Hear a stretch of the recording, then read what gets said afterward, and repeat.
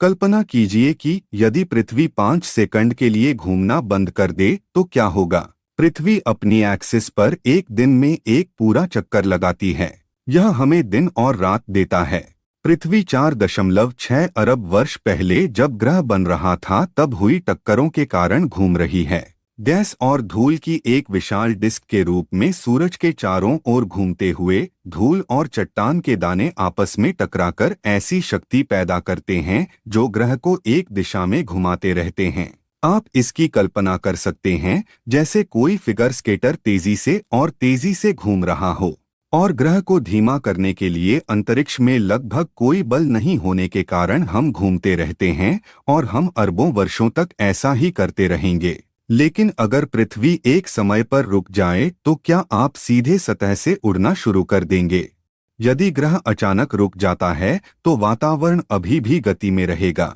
इसका मतलब है कि हालांकि सब कुछ रुक गया है, शक्तिशाली हवाएं चलती रहेंगी और ये केवल एक तेज हवा नहीं होगी। वे आपके द्वारा सामना किए गए किसी भी तूफान से कई गुना अधिक शक्तिशाली होंगे। अब आप ग्रह पर कहाँ हैं, इसके आधार पर इन हवाओं की ताकत अलग अलग होगी। भूमध्य रेखा पर या उसके पास पृथ्वी सबसे तेज गति से घूम रही है। यहाँ आपको 1670 किलोमीटर प्रति घंटे की हवा की गति का अनुभव होगा। वे हवाएं आपके पैरों को गिरा देंगी, लेकिन आपके बारे में भूल जाओ, ये हवाएं पृथ्वी की क्रस्ट फाड़ने के लिए काफी मजबूत होंगी। तो इससे कोई फर्क नहीं पड़ेगा कि आप खुले मैदान में हैं या स्टील इमारत के अंदर, ये हवाएं आपको नष्ट कर देंगी। संदर्भ के लिए, सबसे मजबूत F5 बवंडर में 511 किलोमीटर प्रति घंटे तक की गति होती है और ये तूफान घरों को उनकी नींव से दूर ले जा सकते हैं, कारों को उड़ने के लिए भेज सकते हैं और यहाँ तक कि कंक्रीट संरचनाओं को भी तोड़ सकते हैं। ये अभी भी किसी भी तूफान से कहीं अधिक मजबूत होंगे। ये हवाएं लगभग सब कुछ नष्ट कर देंगी। हमारा ग्रह एक संपूर्ण गोला नहीं है। यह ग्रह के घूर्णन द्वारा उत्पन्न सेंट्रीफ्यूगल फोर्स के कारण भूमध्य रेखा के निकट उभरा है। यदि रोटेशन बंद हो जाता है तो पृथ्वी शीघ्रता से परफेक्ट स्फीयर में परिवर्तित हो जाएगी। भूमध्य रेखा के पास इकट्ठा होने वाला सारा पानी बड़े पैमाने पर सुनामी पैदा करने वाले ध्रुवों की ओर बह जाएगा। 5 सेकंड बाद जब ग्रह अपनी पूरी गति से घूमने के लिए वापस आएगा तो पानी की एक दीवार को पीछे कर देगा और हर चीज और हर किसी को पटक देगा। हो सकता है कि इस परिदृश्य में आप केवल उत्तरी या दक्षिणी ध्रुवों के पास ही सुरक्षित रहें। यहाँ हवा सबसे हल्की होगी। अब आपको यह सुनकर राहत मिलेगी कि इतना सब होने के बाद पृथ्वी अपनी सामान्य परिक्रमा पर लौट आई है। लेकिन जैसा मैंने कहा कि इसमें कुछ भी नहीं बचेगा। हर इमारत, सभी खेत और सभी तकनीक को मान्यता से परे ध्वस्त कर दिया जाएगा। पृथ्वी पर अरबों लोग हवा के बड़े झोंकों से पटकने की क्रूर शक्ति से मर जाएंगे। इसलिए यदि आप इस सर्वनाश के परिदृश्य से बचना चाहते हैं तो बेहतर होगा कि आप एक भूमिगत बंकर का निर्माण शुरू करें। सौभाग्य से यह उम्मीद की जाती है कि अगले कुछ अरब वर्षों में पृथ्वी किसी भी समय रुकेगी नहीं। स्टीफन हॉकिंग ने एक ऐसा तरीका खोजा था। सायोनरा। लेकिन अगर आप वास्तविकता में हो जहां ब्लैक होल मौजूद नहीं है तो आप अभी भी जीवित होंगे, बस एक अलग यूनिवर्स में। आपके पास हमारे पास वापस आने का कोई रास्ता नहीं होगा। क्या आप संभावना तलाशने का साहस करेंगे? क्या आप ब्लैक होल और यूनिवर्स की ओर आकर्षित हैं? कमेंट सेक्शन में जरूर बताइए। जल्द ही हम आपसे अगले एपिसोड में मिलेंगे और सब्सक्राइब करना न भूलें। कल्पना कीजिए कि आप सूर्य को बास्केटबॉल के आकार में छोटा करने में सक्षम हैं। उस समय पृथ्वी एक सेसमे सीड के आकार की हो जाएगी। हमारा तारा उतना विशाल है, लेकिन क्या होगा अगर गैस और प्लाज्मा का यह आग का गोला हमारे सौर मंडल की सबसे बड़ी चीज नहीं होती? हमारे चैनल इमेजिन दैट हिंदी में आपका फिर से स्वागत है और आज हम चर्चा करेंगे कि अगर सूर्य पृथ्वी से छोटा होता तो क्या होता। आगे बढ़ने से पहले वीडियो को एक लाइक करना ना भूलें और चैनल पर नए हैं तो चैनल सब्सक्राइब करके बेल आइकॉन जरूर दबाएं। तो चलिए शुरू करते हैं। सूर्य का आयतन भरने में 1.3 मिलियन पृथ्वियों के बराबर की आवश्यकता पड़ेगी। यह इतना बड़ा है कि यह हमारे पूरे सौर मंडल के मैस का 99% से अधिक ए ही है। यह पृथ्वी से केवल छोटा दिखता है क्योंकि यह 150 मिलियन किलोमीटर दूर है। यदि काल्पनिक रूप से सूर्य पृथ्वी से छोटा होता तो पृथ्वी रहने योग्य नहीं होती और सूर्य, खैर, यह विशाल तारा अब तारा नहीं रह सकता। In the universe size matters and so does distance. ऐसा होता है कि पृथ्वी सूर्य के इतना करीब होती है कि वह मंगल की तरह जम नहीं जाती है। यह इतना दूर भी है कि यह शुक्र की तरह झुलसता नहीं है। हम भाग्यशाली हैं कि हम सूर्य के हैबिटेबल जोन में हैं। इसका मतलब यह है कि हमारे ग्रह का आकार, सूर्य का आकार और हम दोनों के बीच की दूरी ने ही पृथ्वी पर जीवन के विकास को संभव बनाया है। अगर सूर्य हमारे ग्रह से छोटा होता तो क्या होता? किसी तारे का मास उसका कलर और टेम्परेचर निर्धारित करता है। बड़े तारे अधिक गर्म और नीले होते हैं, जबकि छोटे तारे ठंडे और लाल होते हैं। सूर्य एक सफेद तारा है, न तो किसी सुपर जायंट तारे जितना बड़ा और न ही रेड ड्वार्फ तारे जितना छोटा। आप सोच रहे होंगे कि इसे आकार में छोटा करके यह इसे छोटे हैबिटेबल जोन के साथ एक रेड ड्वार्फ में बदल देगा, लेकिन ऐसा नहीं है। बाय डेफिनेशन, एक तारा, चाहे वह सुपर जायंट हो या रेड ड्वार्फ, केवल तभी तारा होता है जब उसके कोर में थर्मोन्यूक्लियर फ्यूजन होता है। तो सितारे कितने छोटे हो सकते हैं? हमने अभी तक बहुत अधिक रेड ड्वार्फ नहीं मापे हैं, लेकिन जो सबसे छोटा रेड ड्वार्फ हमें मिला उसका मास 10 पृथ्वी के बराबर है। यह उस फ्यूजन को बनाए रखने के लिए तारे के थियोरेटिकली आवश्यक साइज के बहुत करीब है। 10 पृथ्वियों से छोटी कोई भी चीज अब एक तारा नहीं होगी, बल्कि एक ठंडा और अंधेरा तारकीय अवशेष होगी। अगर किसी भी कारण से सूर्य पृथ्वी से छोटा हो गया तो इस सिकुड़े हुए सूर्य में फ्यूजन पैदा करने के लिए मास नहीं होगा और यह पूरी तरह से जल जाएगा। हमारा सौर मंडल अपना एकमात्र तारा खो देगा, क्योंकि सूर्य ग्रेविटी का सोर्स है जो हमें ऑर्बिट में रखता है। सभी ग्रह, जिनमें पृथ्वी भी शामिल है, दूसरे एंकर की तलाश में अंतरिक्ष में तैरेंगे। यह पृथ्वी पर जीवन के लिए कोई हैप्पी एंडिंग नहीं है। आइए इसे फिर से आजमाएं। इस बार आइए पृथ्वी को सूर्य से बड़ा बनाएं, जबकि सूर्य का आकार वही रहे। पृथ्वी का मास अब की तुलना में कम से कम 3,35,000 गुना बड़ा होगा। इतना बड़ा ग्रह अपने कोर में इतनी हीट और टेम्परेचर पैदा करेगा कि वह खुद तारा बन जाएगा।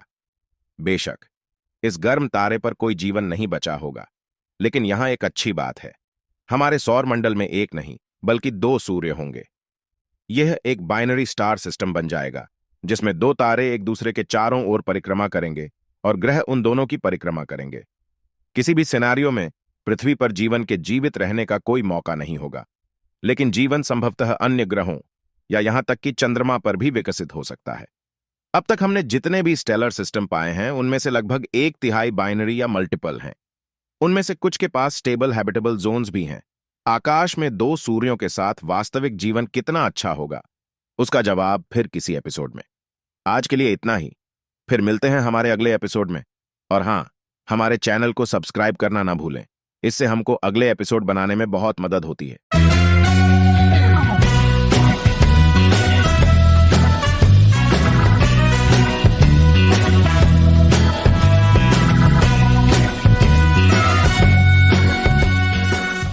कल्पना कीजिए कि यदि पृथ्वी 5 सेकंड के लिए घूमना बंद कर दे तो क्या होगा।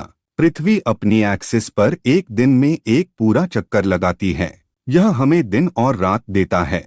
पृथ्वी 4.6 अरब वर्ष पहले जब ग्रह बन रहा था तब हुई टक्करों के कारण घूम रही है। गैस और धूल की एक विशाल डिस्क के रूप में सूरज के चारों ओर घूमते हुए धूल और चट्टान के दाने आपस में टकराकर ऐसी शक्ति पैदा करते हैं जो ग्रह को एक दिशा में घुमाते रहते हैं। आप इसकी कल्पना कर सकते हैं जैसे कोई फिगर स्केटर तेजी से घूम रहा हो और ग्रह को धीमा करने के लिए अंतरिक्ष में लगभग कोई बल नहीं होने के कारण हम घूमते रहते हैं और हम अरबों वर्षों तक ऐसा ही करते रहेंगे। लेकिन अगर पृथ्वी एक समय पर रुक जाए तो क्या आप सीधे सतह से उड़ना शुरू कर देंगे? यदि ग्रह अचानक रुक जाता है तो वातावरण अभी भी गति में रहेगा। इसका मतलब है कि हालांकि सब कुछ रुक गया है, शक्तिशाली हवाएं चलती रहेंगी और ये केवल एक तेज हवा नहीं होगी। वे आपके द्वारा सामना किए गए किसी भी तूफान से कई गुना अधिक शक्तिशाली होंगे। अब आप ग्रह पर कहाँ हैं, इसके आधार पर इन हवाओं की ताकत अलग अलग होगी। भूमध्य रेखा पर या उसके पास पृथ्वी सबसे तेज गति से घूम रही है। यहाँ आपको 1670 किलोमीटर प्रति घंटे की हवा की गति का अनुभव होगा। वे हवाएं आपके पैरों को गिरा देंगी, लेकिन आपके बारे में भूल जाओ, ये हवाएं पृथ्वी की क्रस्ट फाड़ने के लिए काफी मजबूत होंगी। तो इससे कोई फर्क नहीं पड़ेगा कि आप खुले मैदान में हैं या स्टील इमारत के अंदर, ये हवाएं आपको नष्ट कर देंगी। संदर्भ के लिए, सबसे मजबूत F5 बवंडर में 511 किलोमीटर प्रति घंटे तक की गति होती है और ये तूफान घरों को उनकी नींव से दूर ले जा सकते हैं, कारों को उड़ने के लिए भेज सकते हैं और यहाँ तक कि कंक्रीट संरचनाओं को भी तोड़ सकते हैं। ये अभी भी किसी भी तूफान से कहीं अधिक मजबूत होंगे। ये हवाएं लगभग सब कुछ नष्ट कर देंगी। हमारा ग्रह एक संपूर्ण गोला नहीं है। यह ग्रह के घूर्णन द्वारा उत्पन्न सेंट्रीफ्यूगल फोर्स के कारण भूमध्य रेखा के निकट उभरा है। यदि रोटेशन बंद हो जाता है तो पृथ्वी शीघ्रता से परफेक्ट स्फीयर में परिवर्तित हो जाएगी। भूमध्य रेखा के पास इकट्ठा होने वाला सारा पानी बड़े पैमाने पर सुनामी पैदा करने वाले ध्रुवों की ओर बह जाएगा। 5 सेकंड बाद जब ग्रह अपनी पूरी गति से घूमने के लिए वापस आएगा तो पानी की एक दीवार को पीछे कर देगा और हर चीज और हर किसी को पटक देगा। हो सकता है कि इस परिदृश्य में आप केवल उत्तरी या दक्षिणी ध्रुवों के पास ही सुरक्षित रहें। यहाँ हवा सबसे हल्की होगी। अब आपको यह सुनकर राहत मिलेगी कि इतना सब होने के बाद पृथ्वी अपनी सामान्य परिक्रमा पर लौट आई है। लेकिन जैसा मैंने कहा कि इसमें कुछ भी नहीं बचेगा। हर इमारत, सभी खेत और सभी तकनीक को मान्यता से परे ध्वस्त कर दिया जाएगा। पृथ्वी पर अरबों लोग हवा के बड़े झोंकों से पटकने की क्रूर शक्ति से मर जाएंगे। इसलिए यदि आप इस सर्वनाश के परिदृश्य से बचना चाहते हैं तो बेहतर होगा कि आप एक भूमिगत बंकर का निर्माण शुरू करें। सौभाग्य से यह उम्मीद की जाती है कि अगले कुछ अरब वर्षों में पृथ्वी किसी भी समय रुकेगी नहीं।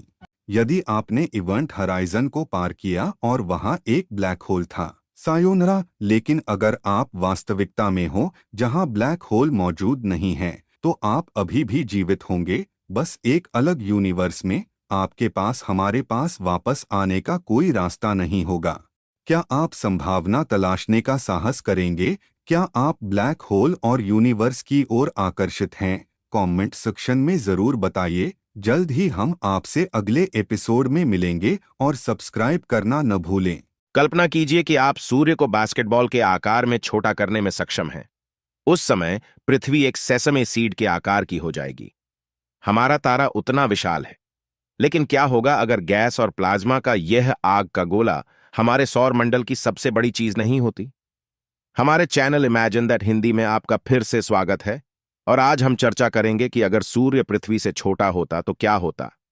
आगे बढ़ने से पहले वीडियो को एक लाइक करना ना भूलें और चैनल पर नए हैं तो चैनल सब्सक्राइब करके बेल आइकॉन जरूर दबाएं। तो चलिए शुरू करते हैं। सूर्य का आयतन भरने में 1.3 मिलियन पृथ्वियों के बराबर की आवश्यकता पड़ेगी। यह इतना बड़ा है कि यह हमारे पूरे सौर मंडल के मैस का 99% से अधिक ही है।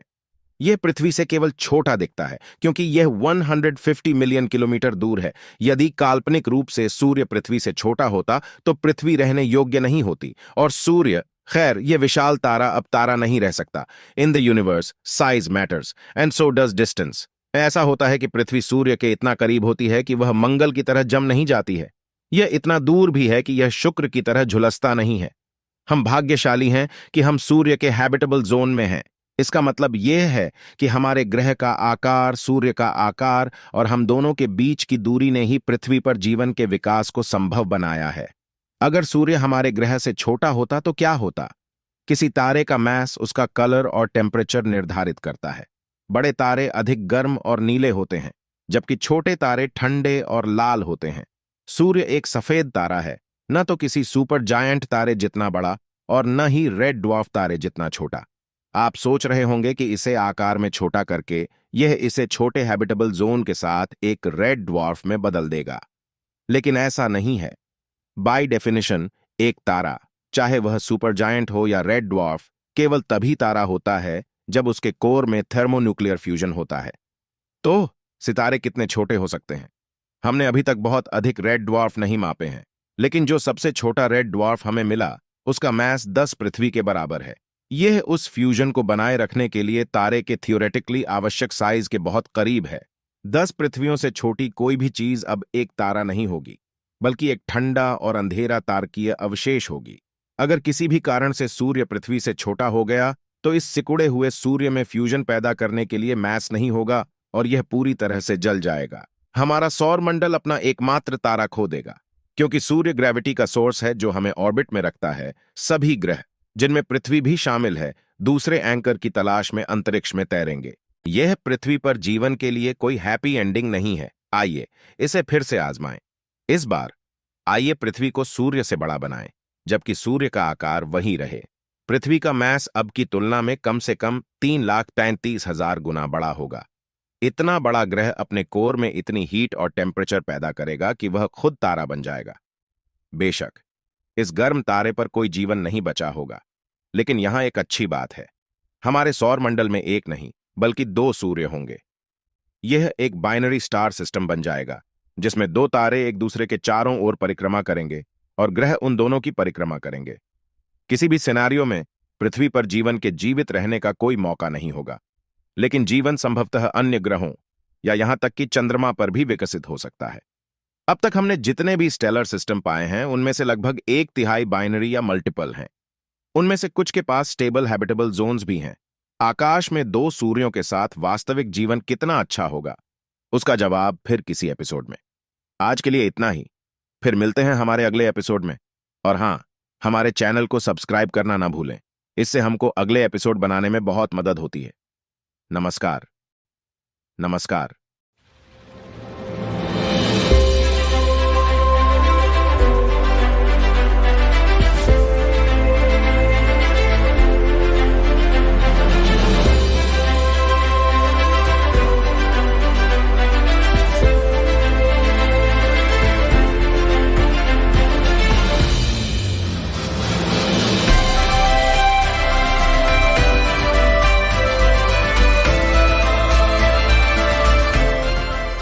दस क्विंटिलियन वर्षों में क्या होगा?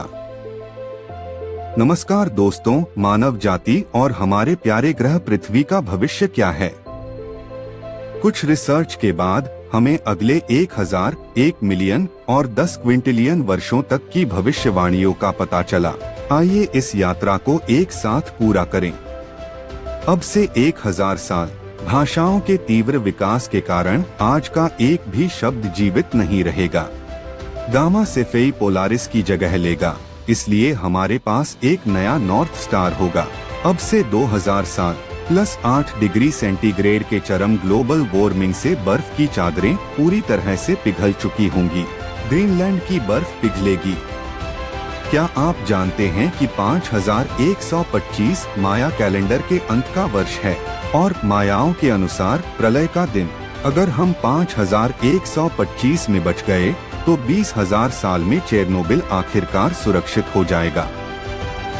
अब से 50,000 साल नियाग्रा फॉल्स गायब हो जाता है। एरी झील से शेष 32 किलोमीटर की दूरी मिट जाती है और जलप्रपात का अस्तित्व समाप्त हो जाता है। +2 डिग्री सेंटीग्रेड के मध्यम ग्लोबल वार्मिंग के साथ ग्रीनलैंड की बर्फ पूरी तरह से पिघल गई। अब से 1,00,000 साल आपकी मैकबुक में टाइटेनियम खुरचना शुरू हो जाता है। या तो एक सुपर वॉल्केनो या एक बड़ा जलवायु परिवर्तनकारी क्षुद्रग्रह पृथ्वी को प्रभावित करेगा। आकाशगंगा के माध्यम से पृथ्वी की गति के कारण आकाश में तारे बिल्कुल अलग दिखेंगे। 5 लाख वर्षों में आज के रिएक्टरों में खर्च किया गया ईंधन आखिरकार सुरक्षित हो जाएगा और एक नई ग्लोबल फ्रीज होगी। 10 लाख वर्षों में आज बनाए गए सभी ग्लास अंततः नष्ट हो चुके होंगे।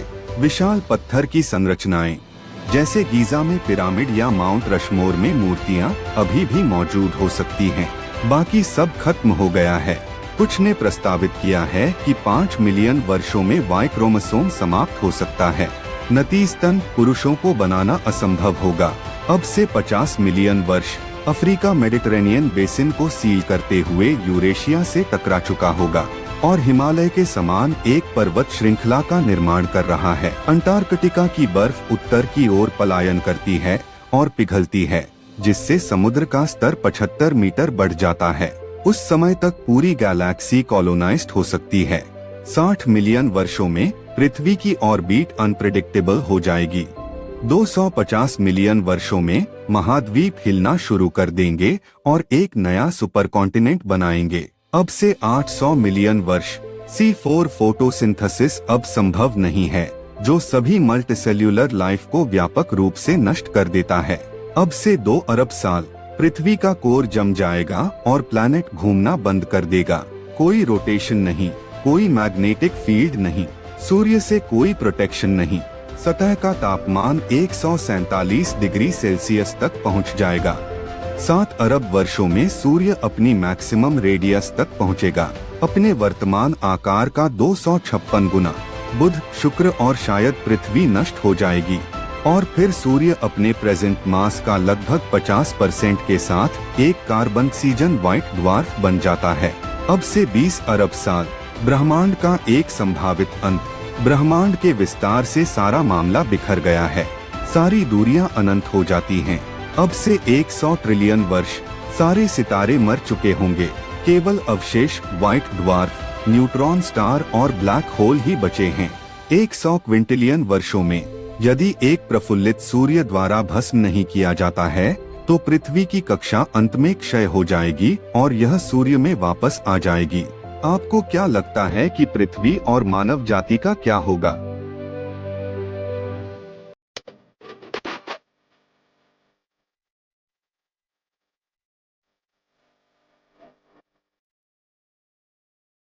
कि इसे कहाँ खोजा जाए, तो आपको बहुत दूर देखने की जरूरत नहीं है। हमारी आकाशगंगा के ठीक केंद्र में एक है। सौभाग्य से यह हमसे 265 क्वाड्रिलियन किलोमीटर दूर है और न तो सूर्य और न ही ग्रहों को सोखेगा। लेकिन अभी अपना सूटकेस स्टीफन हॉकिंग ने एक ऐसा तरीका खोजा।